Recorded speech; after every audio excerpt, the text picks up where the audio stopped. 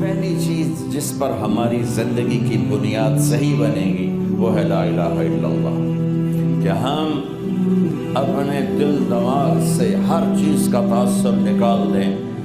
اور یہ دل بولے کہ سب کچھ اللہ کا ہے اور سب کچھ اللہ نے بنایا ہے اور سب کچھ وہ مٹا دے گا، پھر وہ مجھے زندہ کرے گا، پھر وہ یہ آواز لگائے گا آؤ میری ٹکر میں کوئی ہے تو آؤ، پھر وہ یہ کہے گا متکبرین کہاں ہیں، ظالمین کہاں ہیں اور جبارین کہاں ہیں، پھر وہ حساب قائم کرے گا، پھر وہ ترازو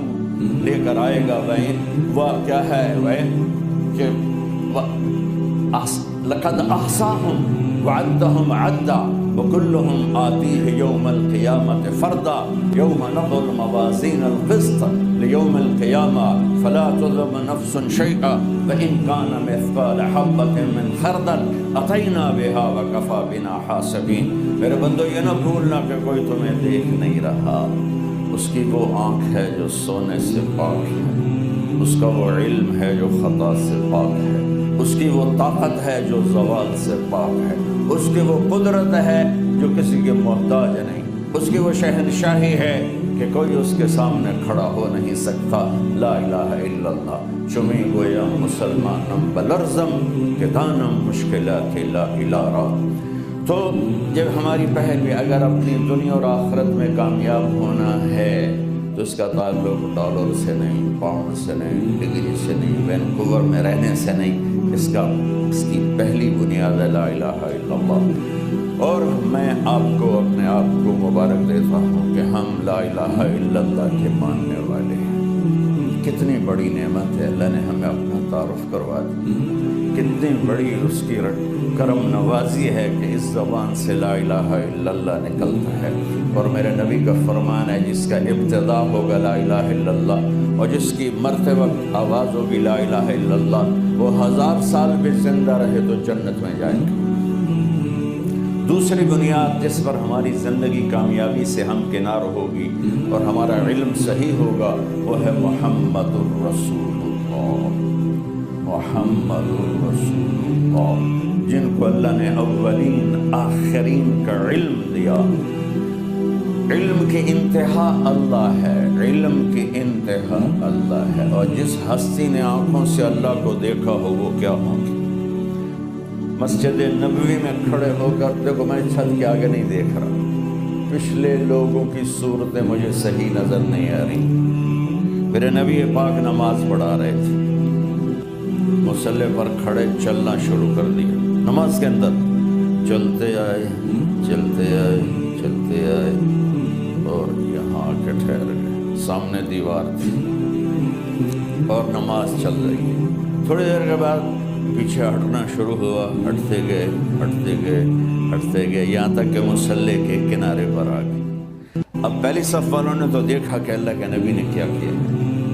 تو جب نماز ختم ہوئی تو انہوں نے پوچھا یا رسول اللہ آج آپ نے نماز میں وہ کیا جو کبھی بھی نہیں کیا۔ اب دیکھو میں ادھر دیکھ رہا ہوں تو یہ نظر نہیں آ رہا، ادھر دیکھ رہا ہوں تو وہ بھائی بہن نظر نہیں آ رہا، آگے دیکھ رہا ہوں پیچھے نظر نہیں آ رہا،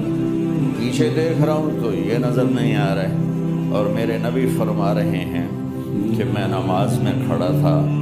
تو مجھے اللہ نے جنت دکھائی جو 7ویں آسمان پر، تو اس کو دیکھ کے اس میں انگور کے گچھے لٹکے ہوئے مجھے نظر آ رہے تھے تو میں آگے بڑھنا شروع ہو گیا۔ اور پھر میرے اللہ نے مجھے دوزخ دکھائی تو اس کی آگ کو دیکھ کر میں ڈر کے میں پیچھے ہٹنا شروع ہو گیا۔ جو اتنی طاقتور آنکھ کا مالک ہو ہم اس کو چیلنج کر دیں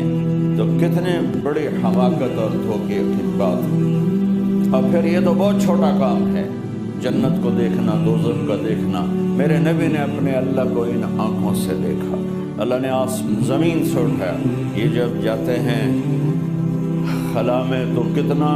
اربوں ڈالر کا خرچ ہوتا ہے، لباس بنتا ہے، اس میں اتنا ویٹ ڈالا جاتا ہے۔ اور میرے نبی نے چادر باندھی ہوئی تھی، پاجامہ شلوار بھی نہیں تھا، اور عام سادہ کرتا اور سادہ